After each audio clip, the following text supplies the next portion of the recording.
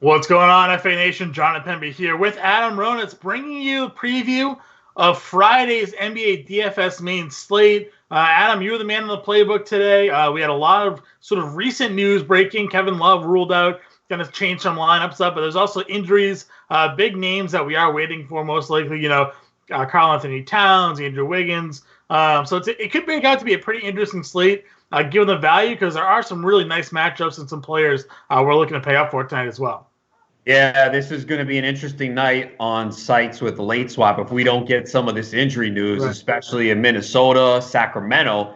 So you got to be aware of that if you play on a site like FanDuel where you don't have the late swap. It's going to be a little difficult tonight. As you said, we just got the news about Kevin Love being out. So Larry Nance is a good play. I didn't have him in the playbook. Wasn't sure if Love, it was an illness, so we didn't know at the time. But yeah, Larry Nance, we've seen when he gets 30 minutes, right, he's going to produce. And it's not a great spot against Orlando, although Orlando lately, they've been weird. I mean, they've been playing in some pace-up spots and put up production. We've seen them typically go under this year. But, yeah, Larry Nance is in play tonight now. I think getting Vucevic off the floor sort of sped that offense up a little bit. And I think having Fultz now run the point for them, for almost 30 minutes a night is also kind of increasing the pace at which Orlando's playing out. But the Love thing for sure is kind of a big deal to pay attention to, as you mentioned. Nance getting the bump there in terms of overall usage and just fantasy points per minute, almost one fantasy point per minute this year with Kevin Love off the floor. So good value opening up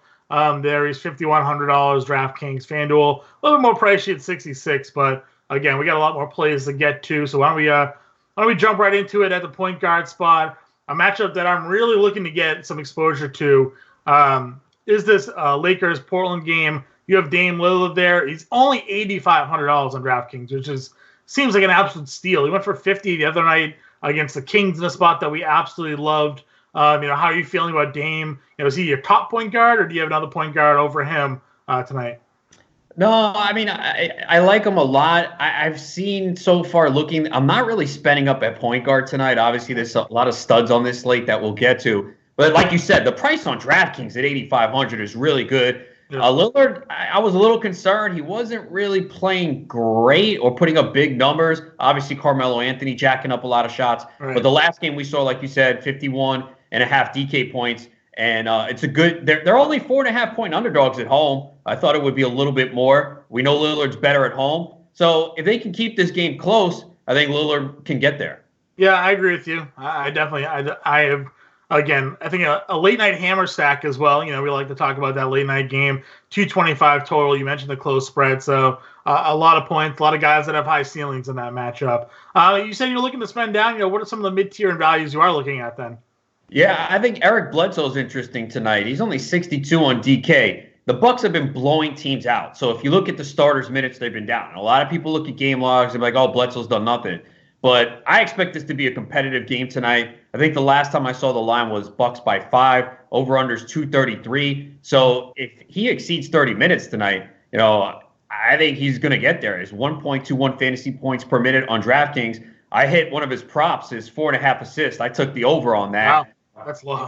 Yeah. So I took the over on that. So I know he's not someone that we love to play. FanDuel, 7,200, okay, but I think 6,200 in DraftKings I like. Satoransky, talking about for the Bulls. Love Satoransky. Yeah, he's going against the Bulls tonight, and he's playing well. He's getting the minutes. The Warriors rate 27th in defensive efficiency. And over his last 6 games, he's averaging over 13 points, almost 7 assists, 4.3 rebounds, almost 2 steals per game. And we know how dreadful the Warriors are. Right. And Rajon Rondo in tournaments, man, coming off a season high 32 minutes. You talked about, the Blazers-Lakers game. That was against the Jazz, and he had 14 points, 12 assists, 9 rebounds, 2 steals.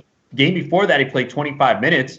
So if this game does go over and play at that high pace, and he gets those minutes, we know that the Blazers struggle against point guards. I think Rondo's in play. And, of course, the chalk tonight, Ish Smith, especially on DK at 3,600. We know he's going to be popular. Isaiah Thomas is out. He started last night against the Sixers, played 34 minutes, had 19 points, 8 assists, 2 rebounds, 33.3 DK points.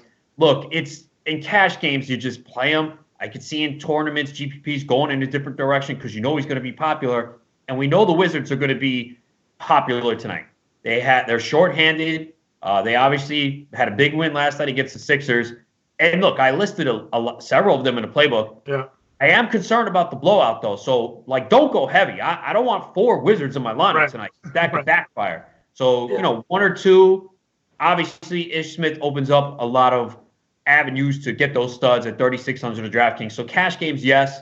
GPPs, maybe mix it up a little bit. And, of course, Sacramento, Yogi Ferrell, if Corey Joseph is out. And I don't know if we're going to have that answer. But he's 36 on DK, 37 on FanDuel. So as you see, and let's not forget Kendrick Nunn on FanDuel as well. He's point guard eligible there. It's 4,800. Wizards, we attacked them. Number 1 in pace. Worst defensive team.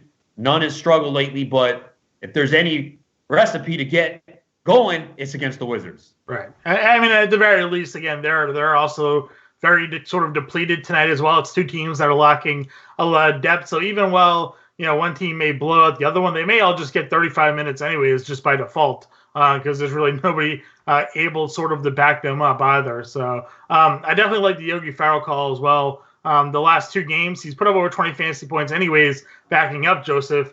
If we do end up finding out that Joseph is ruled out tonight, then Yogi definitely makes for an interesting pivot. And maybe, like you said, you like spending up elsewhere. Maybe on FanDuel, you double punt.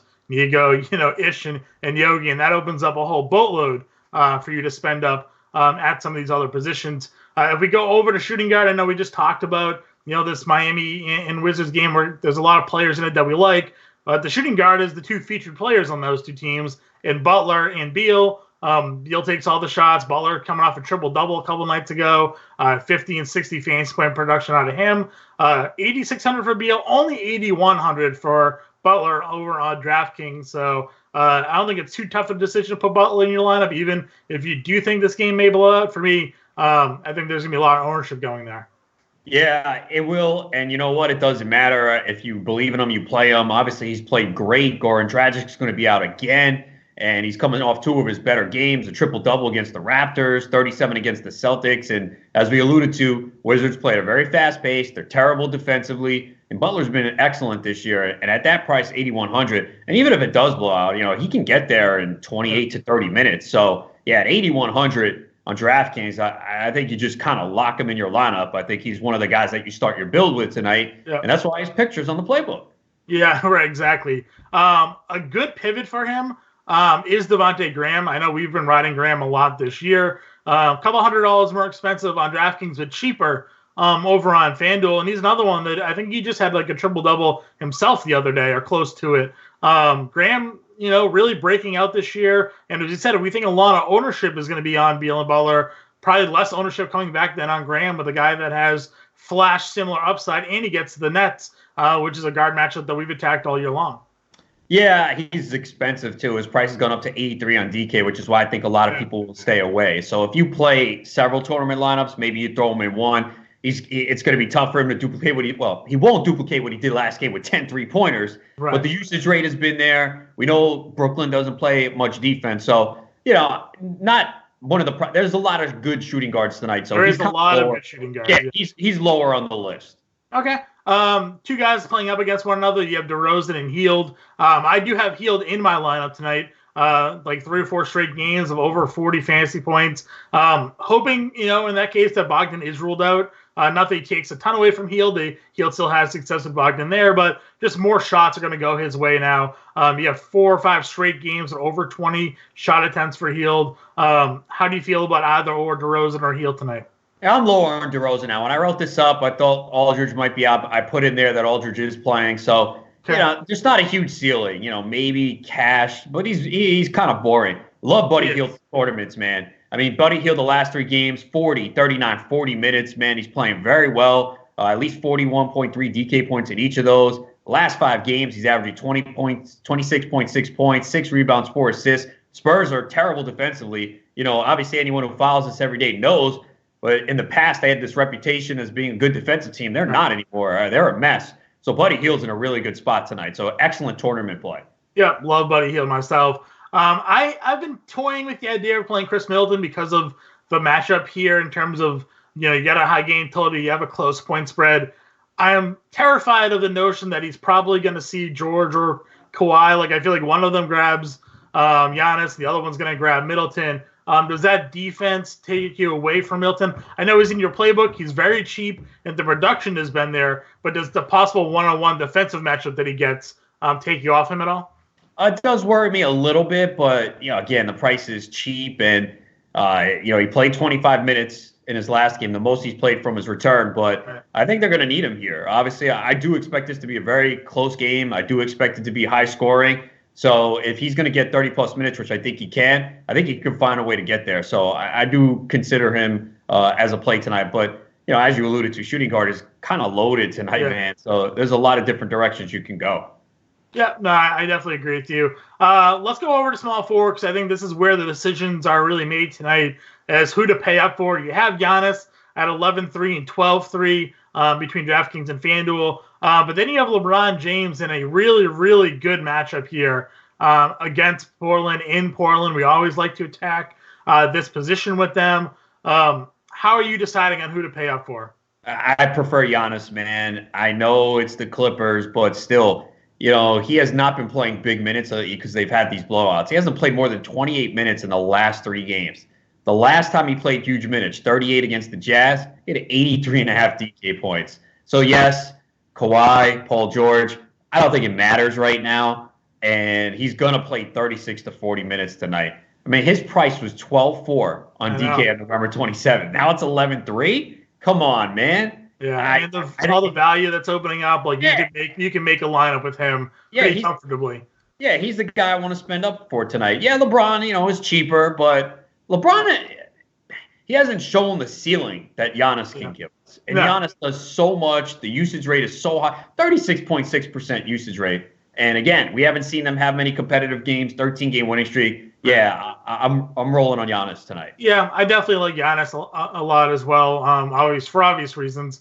The LeBron factor to me, sort of in a similar sense to where the Lakers haven't played, too many competitive games. They've been on a roll themselves, blowing teams out. And I feel like maybe Portland at home could give them a little bit of a run. And, we had a stretch where LeBron was giving us triple doubles, consistently every night.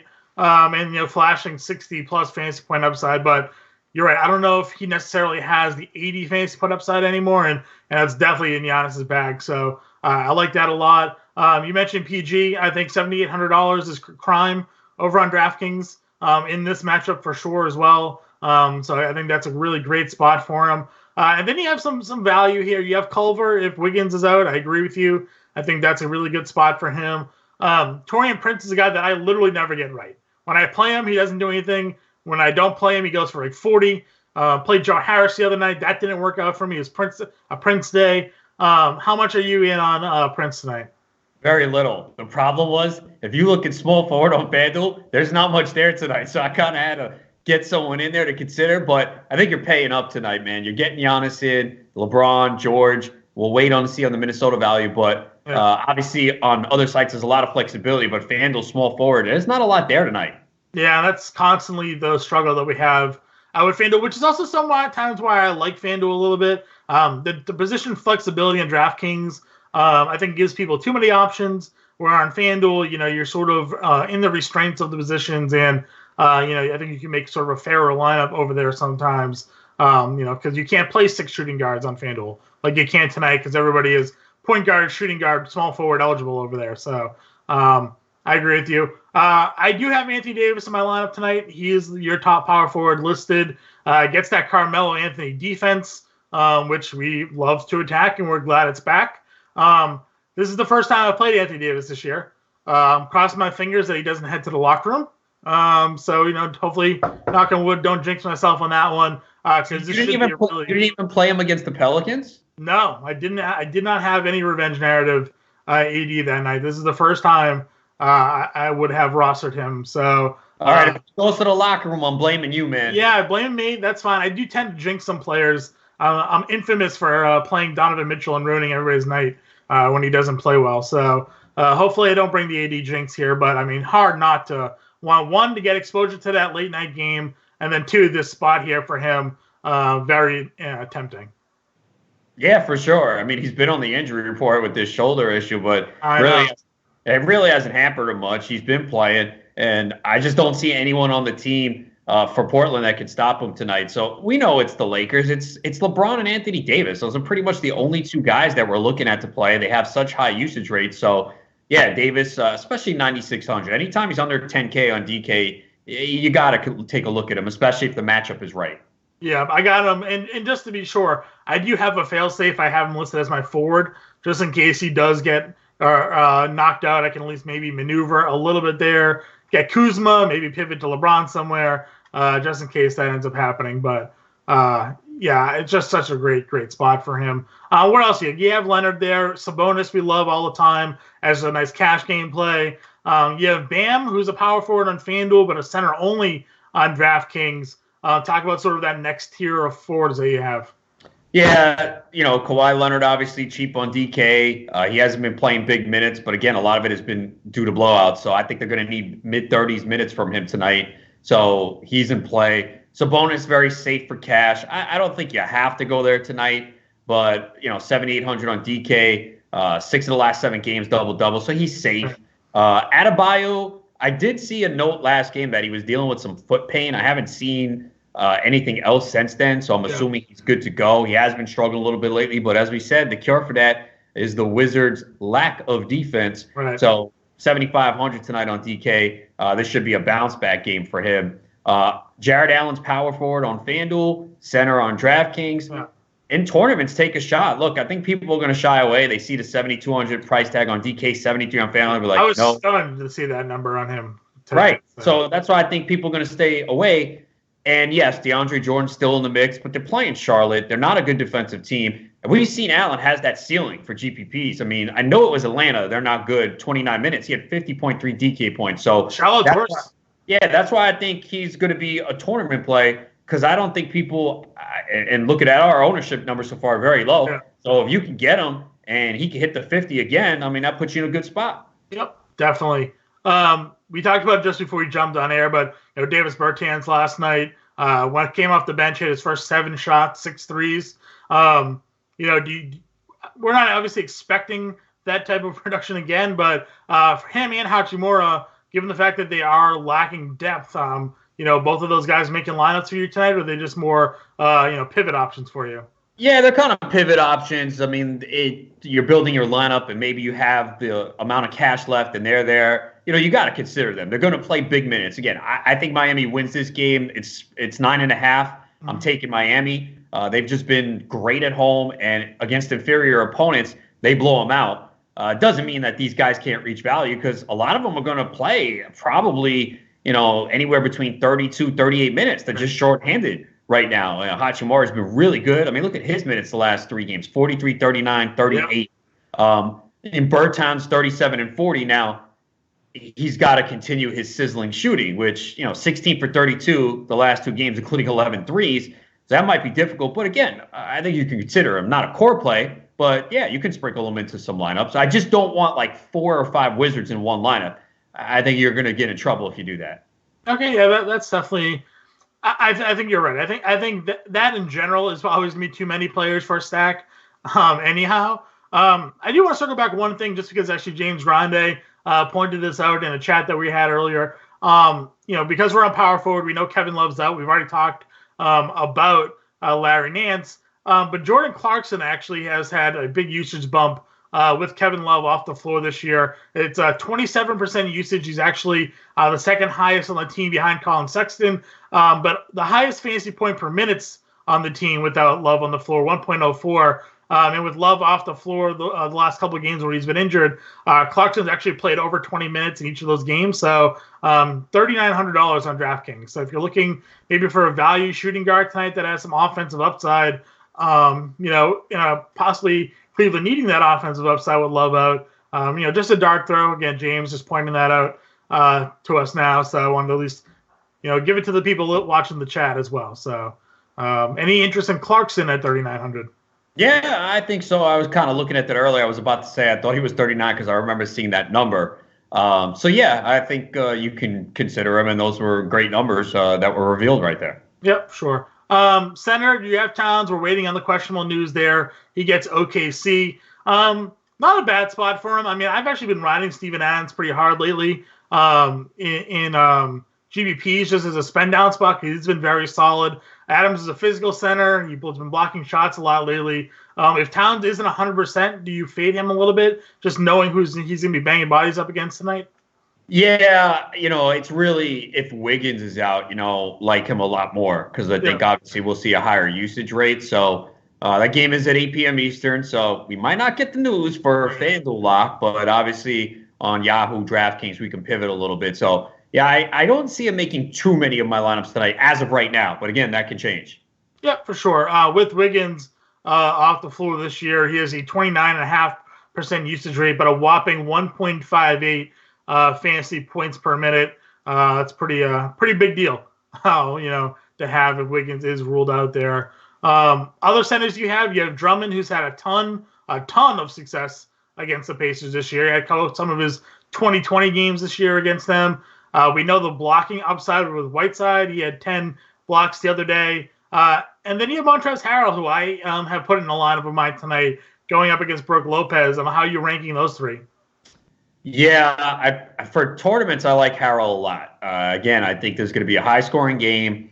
And last time he went against the Bucks, he had 62.8 DK points, 39 minutes. But remember, Paul George was out that game, so I'm not expecting that. Yeah. But I think he's going to play big minutes, especially if this game is competitive. And this is a good spot for him. So 6,500 on DK, I think you have to take a look at him in tournaments. And then Whiteside, obviously, the minutes have been up. That's the one thing I like. At least 30 minutes in 2 of the last 3 games. And we've seen Whiteside, even in 26 minutes, he can get it done. But if we were going to get him at 30 minutes here, he's got GPP winning upside.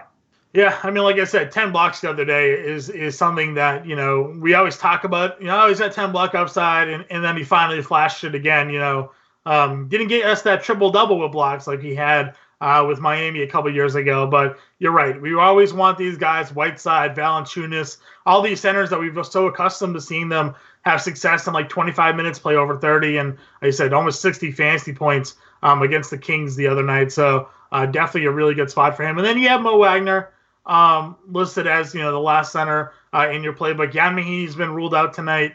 So Wagner again started at center last night. No real backup to him on this roster at the moment. So against Miami, maybe tough going up against Bam or Kelly Olynyk, but for the value, he's probably worth just throwing in there. Yeah, for sure. And, he played 26 minutes last night, also in a tough matchup, had 5 points, 11 rebounds, but they kind of need him right now. And he's pretty cheap. I expect the minutes to go up. So, yeah, if you need to save some money, I think you can go with him tonight. Yep. Still don't have any news breaking, Adam. I was hoping while we were on here, something good would come out. All we've gotten is that Justice Winslow remains a game-time decision. Wouldn't mind if he was to be ruled out and just open up some more of that, guard forward play for Miami and kill some of that depth. Maybe throw, Tyler Hero some more value. But we don't have it. So that does wrap up the live stream. We'll be in subscriber chat till roster lock. Make any updates. James is in there now. I'll be in there and answering any questions as they come out. Adam, any final thoughts here?